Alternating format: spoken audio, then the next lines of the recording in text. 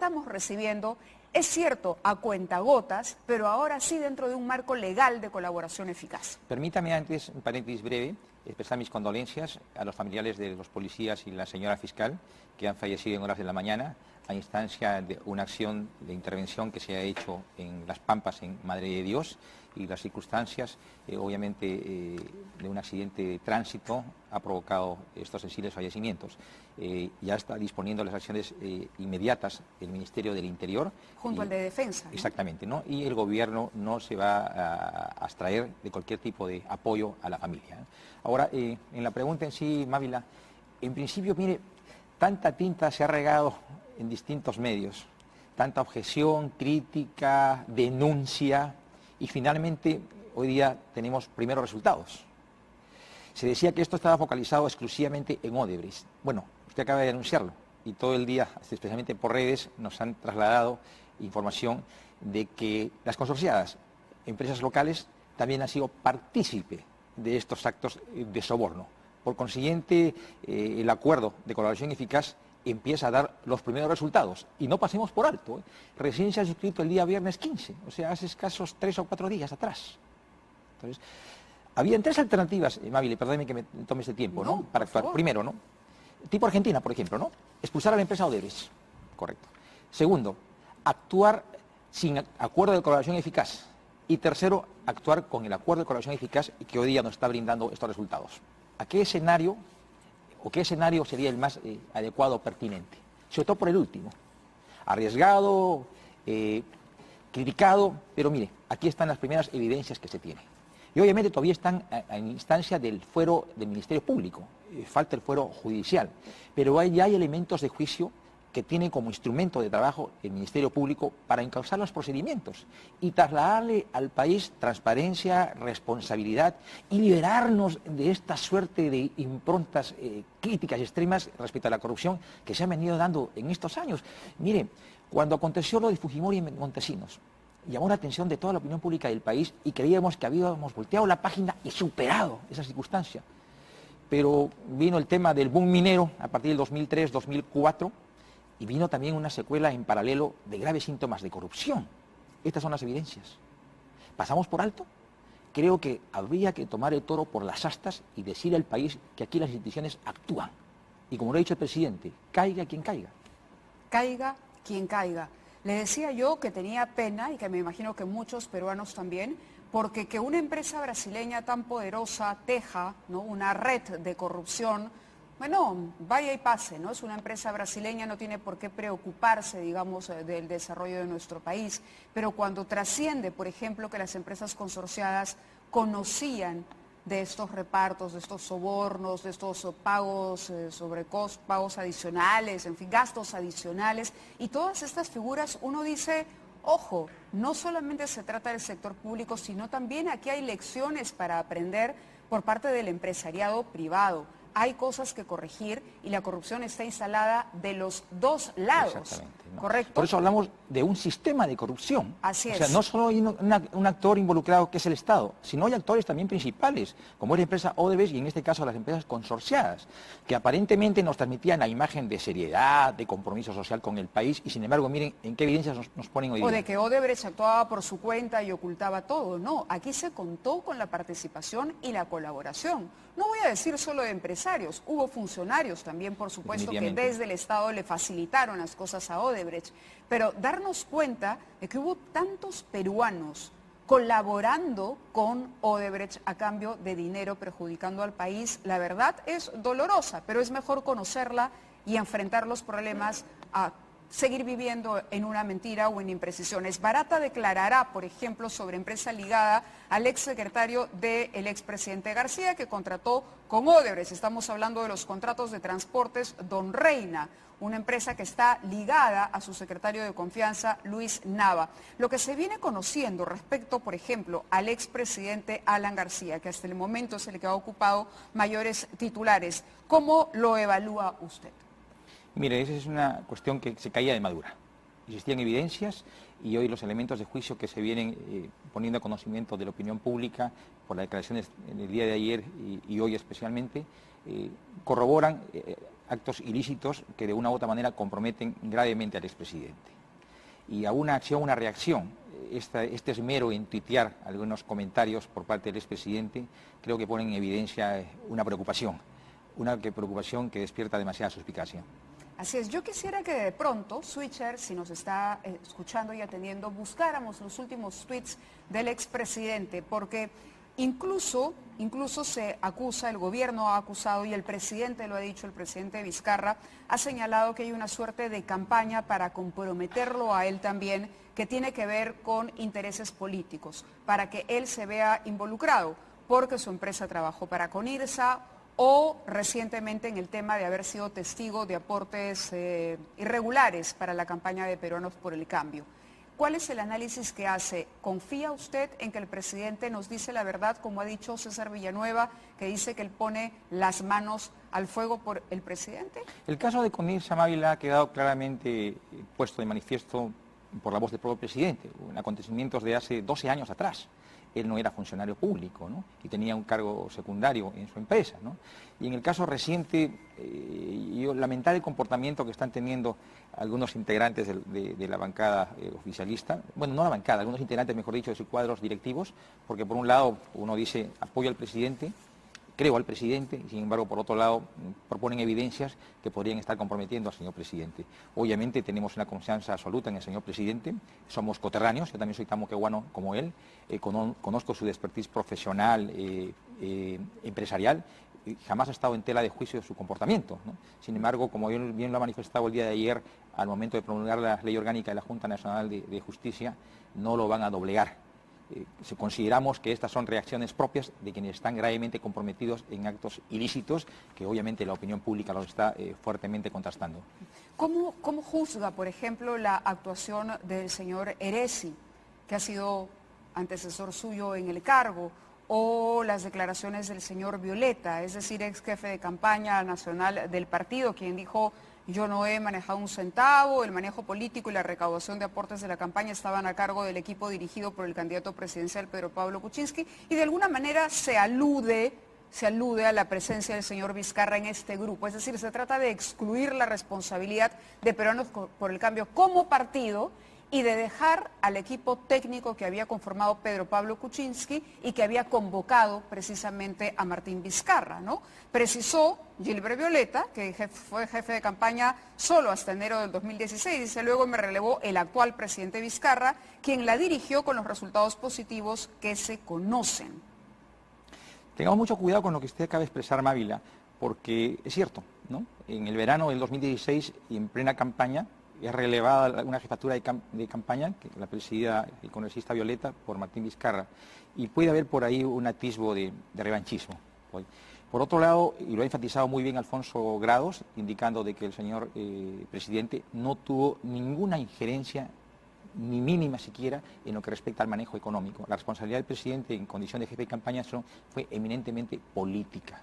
Así lo ha ratificado el señor presidente y obviamente las evidencias están puestas sobre la mesa. Es más, cualquier investigación que disponga el Ministerio Público, bienvenida sea para esclarecer los hechos y sobre todo acudir a un deslinde de responsabilidades. ¿Usted es invitado del partido? Sí.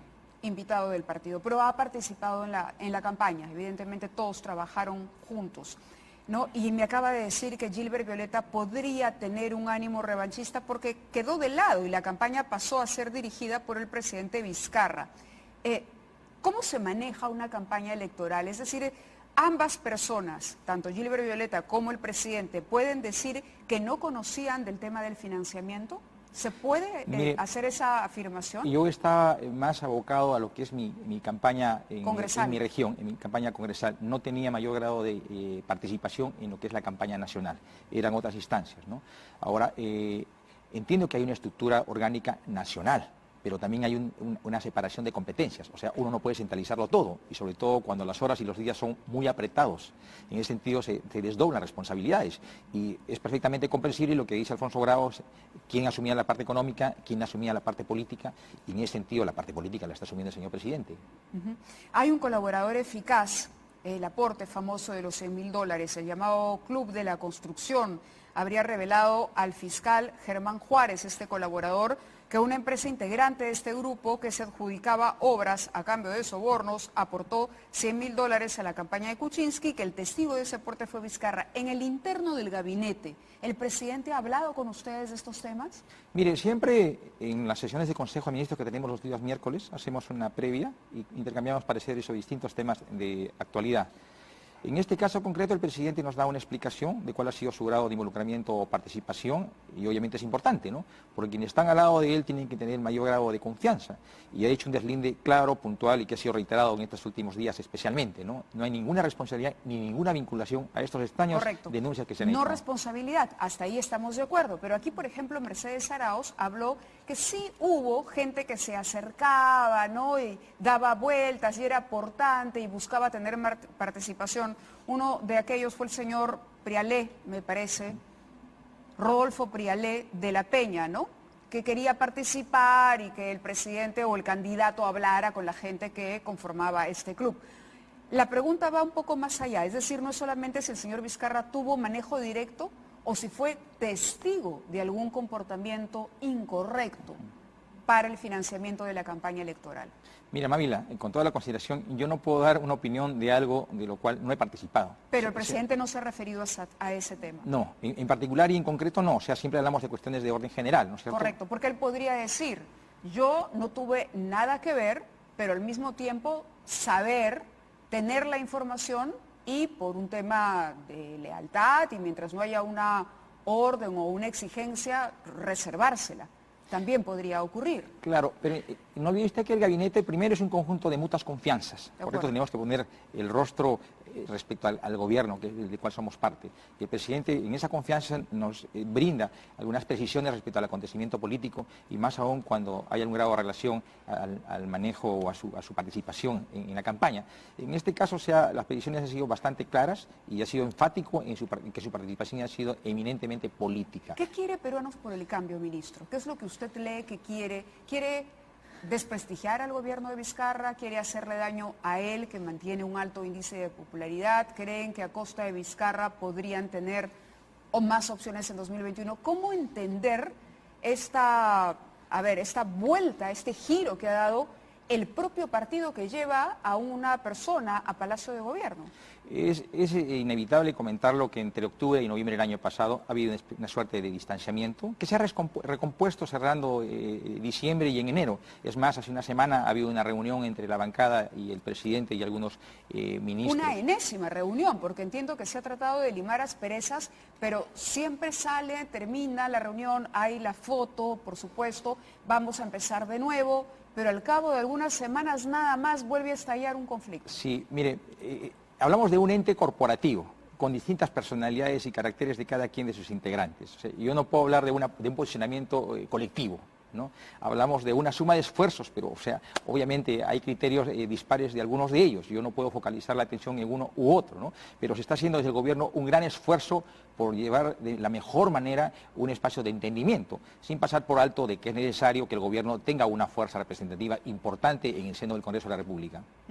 El congresista Villacorta, que es dirigente de Peruanos por el Cambio, también ha dicho, decir que soy invitado, que no sé nada, no es leal. Hay un enfrentamiento directo, por eso le reitero la pregunta, ¿cuál cree que es la pretensión de Peruanos por el Cambio y por qué está actuando así? Aquí hay que discriminar en todo caso, porque mire, el señor Villacorta no es parte de la bancada. Entonces, hay un comportamiento de la bancada y hay un comportamiento del partido. Creo que el problema mayor pasa por el partido, no tanto por la bancada, porque quien se ha reunido recientemente ha sido con la bancada. Por eso, ¿no? ¿Qué está intentando hacer el partido? Dejemos a la bancada por un lado, pero ¿qué está haciendo el partido?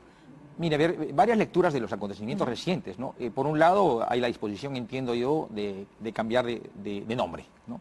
Lo segundo, de marcar una posición respecto al gobierno. Que está ¿Crítica y oposición? Sí, estaba por definirse. Dijeron que habían convocado a las bases y que habían quedado en reunirse entre 2 o 3 semanas para proponer al país cuál es su posición frente al gobierno. Eso todavía no lo han manifestado, ¿no? Entonces, creo que están buscando un espacio propio, que es legítimo, son parte del quehacer político, pero que también indirectamente están renunciando a un posicionamiento interesante, ¿no? De ser parte del gobierno y de consolidar a un presidente que viene haciendo bien las cosas y que obviamente goza de la simpatía ciudadana. No es que Vizcarra ha ninguneado al partido, sino es el partido quien cree que puede manejar al presidente. ¿Usted lo ve así? ¿Quién quien ostenta el control en esta situación?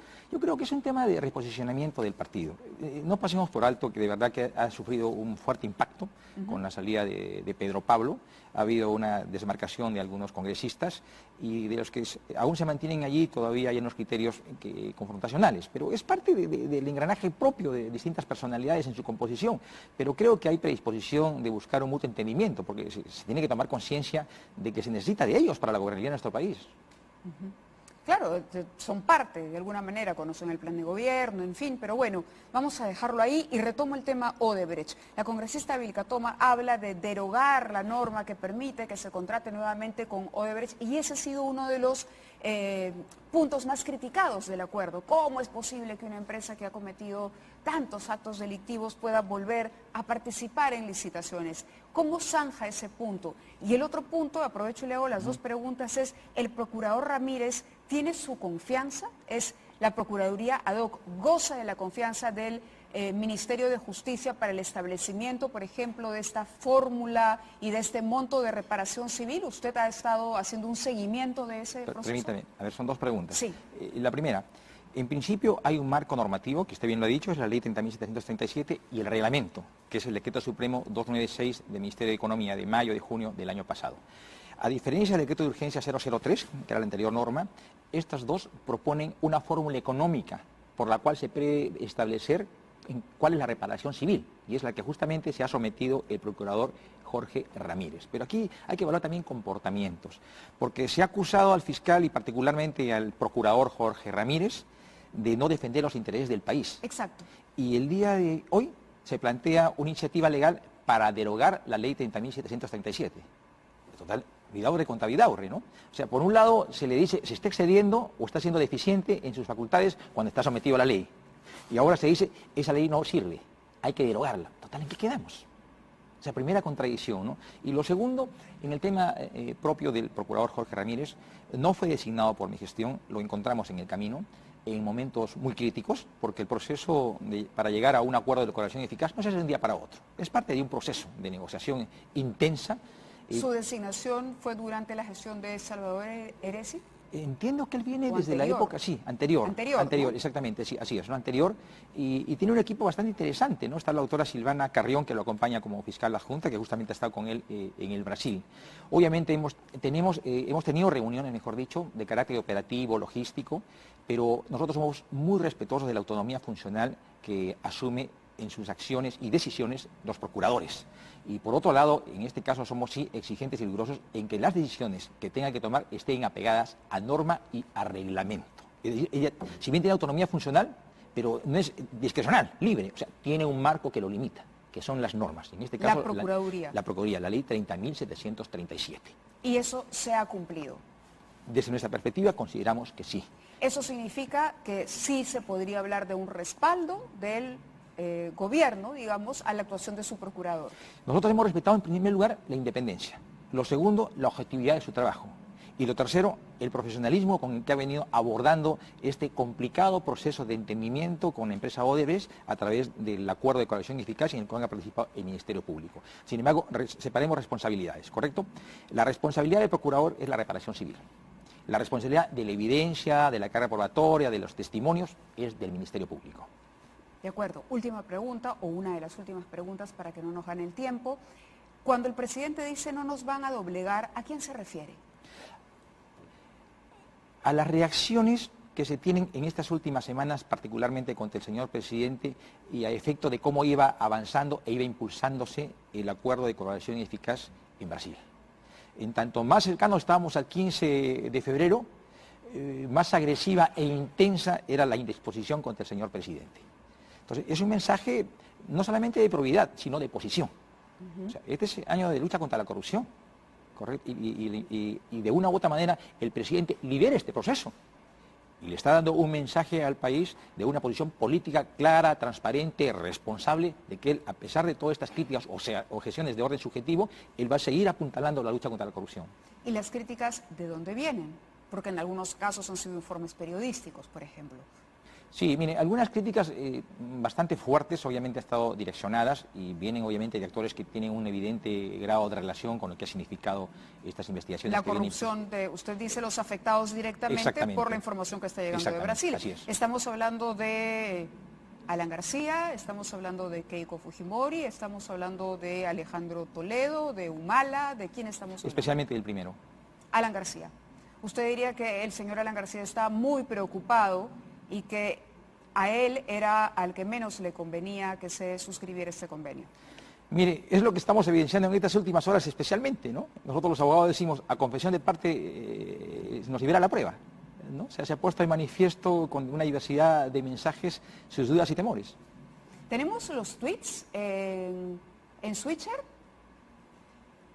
Los últimos tweets del expresidente Alan García.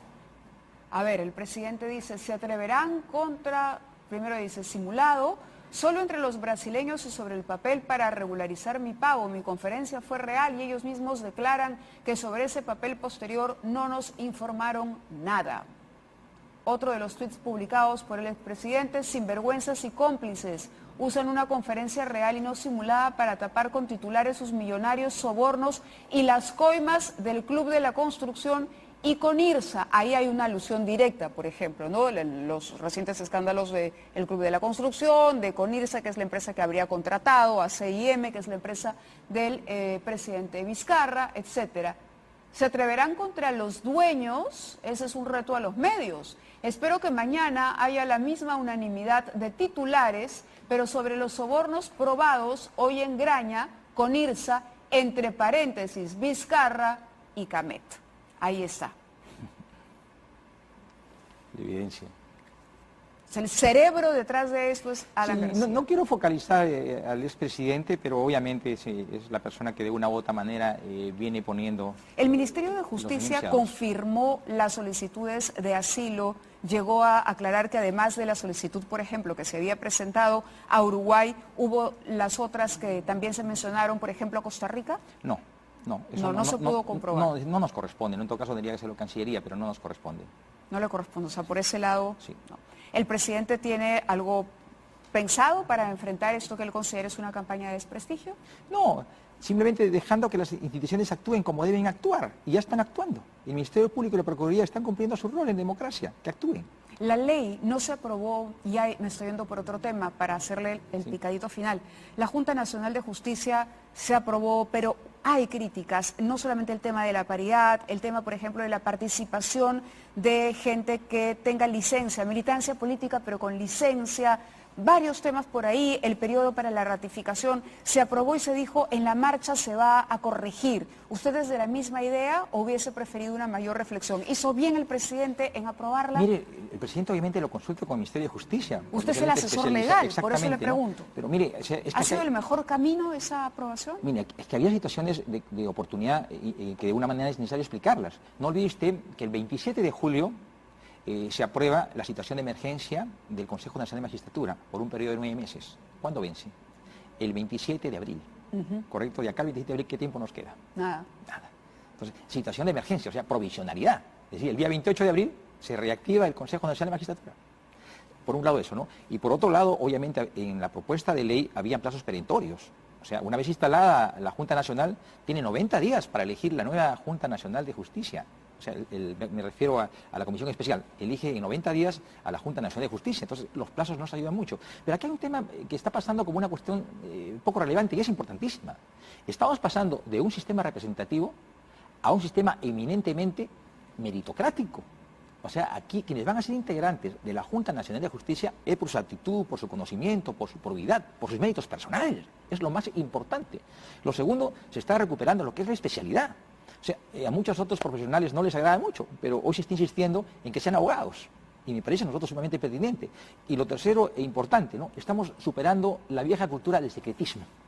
Hoy pasamos a que todas las decisiones sean públicas, que la ciudadanía acuda a un escrutinio de cómo están actuando los integrantes de la Junta Nacional de Justicia. ¿Eso no es positivo? Por supuesto que sí. Estamos descontentos, obviamente, con el tema de la paridad. Estamos descontentos, por ejemplo, con lo que está indicado, ¿no? La afiliación partidaria. Estamos descontentos con lo que significa que los procesados puedan participar, ¿correcto? Claro. Pero entendemos que son cosas que en el camino pueden superarse. Confiamos en que este primer paso, que va a dar la Comisión Especial y que va a dar la nueva Junta renovada, o novísima, mejor dicho, Junta Nacional de Justicia, nos va a dar nuevos vientos en lo que es la auténtica reforma del sistema de justicia, y estamos empezando por la fórmula de cómo elegir, de cómo nombrar a mejores jueces y a mejores fiscales. ¿Puedo hacer una pregunta personal? Sí. ¿Se siente usted más contento en el gobierno de Vizcarra que lo que estuvo en el gobierno de Kuczynski? Una pregunta muy capciosa, ¿eh? Se lo digo por el entusiasmo con el que me habla hoy. Mire, Mávila. No digo solo por el cargo, Mávila, digo en general como congresista. Hoy lo siento un ministro muy contento con lo que está haciendo. Sí, Mávila, permítame una respuesta un poquito extendida. Y yo defendía a Pedro Pablo Kuczynski, porque estaba convencido de que era un proceso irregular e inconstitucional, y me pedía la norma. Pero también me obligaba a renunciar por una cuestión principista, cuando otorgó el asilo, cuando otorgó el indulto. ¿Correcto? Y jamás esa circunstancia le he usado en mi papel ahora de ministro de Estado. Ahora soy convocado por el señor presidente y lo que me corresponde es aprovechar esta oportunidad para hacer lo que todavía he pensado, lo que siempre había pensado, como ciudadano o como congresista, de hacer las cosas bien, obviamente avalar el impulso que viene liderando el presidente de la República en un tema que es crítico para nuestro país, que es el sistema de justicia. Esta es una oportunidad histórica. Siempre se ha reclamado que nos hemos quedado de reforma en reforma, y hoy se nos presenta una oportunidad única de que el presidente lidere este proceso. ¿Por qué no sumarnos a este esfuerzo? Y usted le cree y confía en él. Le creo y confío en el señor presidente. Muy bien, ministro. Muchas gracias por su atención el día de hoy a la invitación al programa. Esperamos verlo